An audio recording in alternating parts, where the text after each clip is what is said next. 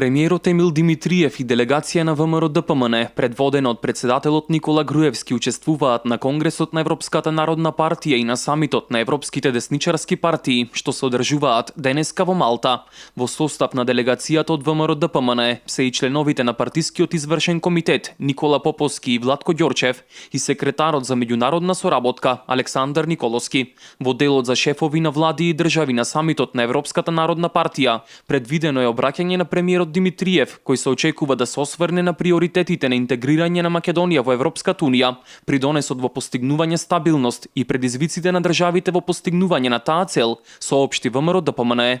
На Конгресот на Европската народна партија во Малта присуствуваат над 2000 учесници, вклучително и 760 делегати кои се партиски функционери на партиите членки на Европската народна партија, високи дипломатски гости, 12 шефови на влади и држави од и надвор од Европската унија.